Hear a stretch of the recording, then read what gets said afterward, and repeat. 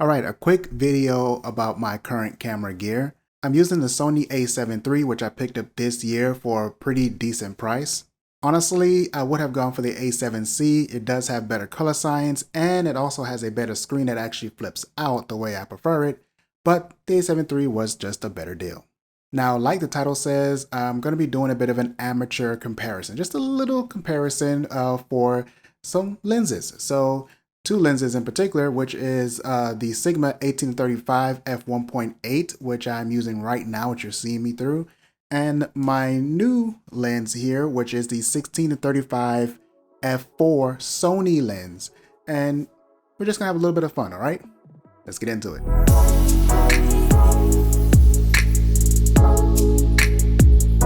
Now, right now, as I said before, we're going to be checking out the Sigma 18-35, and you guys know that I've talked about this lens before. We did a little unboxing and all that kind of stuff. I will link that video somewhere in the cards or maybe down in the description box.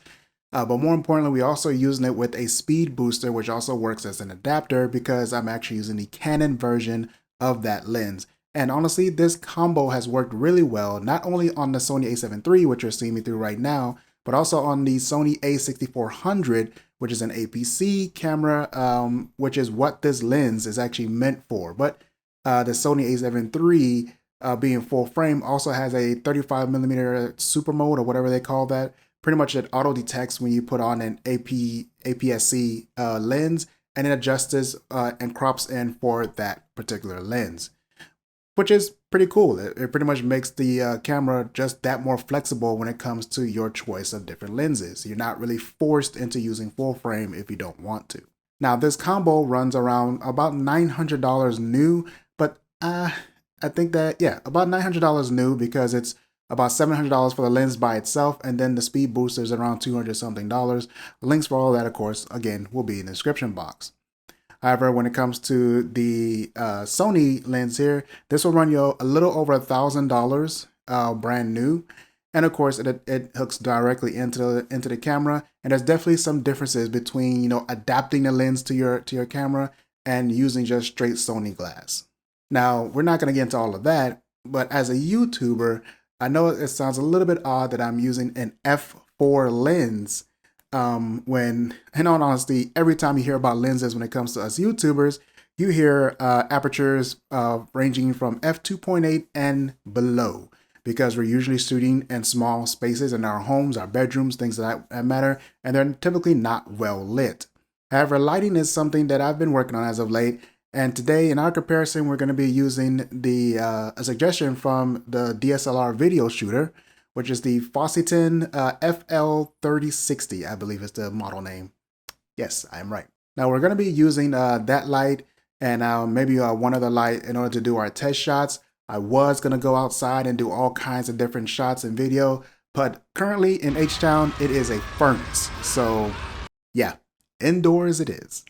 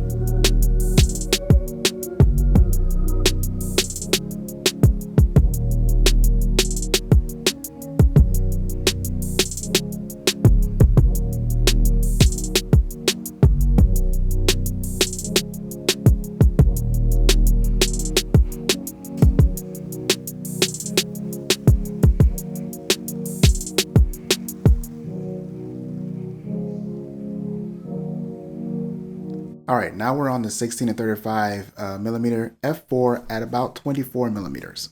Now that you've seen the differences between these two lenses on the A7 III, there's a few things I want to point out. It's nice to have a Sony lens that is quiet when it focuses for a change, unlike the Sigma. The 16-35 being a full frame lens, I finally have the capability of doing these ultra wide shots in this small space without having to back up my tripod all the way to the door of my room, which is honestly a really, really nice thing. The Sigma remains a bokeh beast, so those ultra blurry backgrounds are still much better done with the Sigma 18-35, being that it is an f1.8 lens with the Canon adapter on the back, which means that it can go down even further than that when you combine all those things. However, the 16-35, even at f4, is also capable of some nice blurry backgrounds as well, just it won't be as smooth as the Sigma. Overall, the 16-35 f4 is pretty much staying on my A7 III for the time being. As long as I keep good studio lighting in my office, there's just not going to be much of a need to take it off the camera unless I'm trying to do those detailed shots again where I think I need that really blurry background. It is truly an all-rounder lens. Now, with us also talking about quality lighting, major shout out to Fositan because this Fl-3060 light that I've been using is a beast. I really, really love it. And if you guys are looking for some good studio lighting that doesn't cost, high dollars, check the link in the description box. You'll find it there. But that is pretty much it for this video. I hope you guys did enjoy this comparison between these two lenses. Very amateur, very basic. I know I'm not a pro level photographer or videographer, but I hope you liked it from a YouTuber's perspective. If you want to see more videos like this or tech videos in general, please hit the subscribe button down below and hit the like button, and I will see you guys in more videos coming up pretty soon. You have a good one. Bye.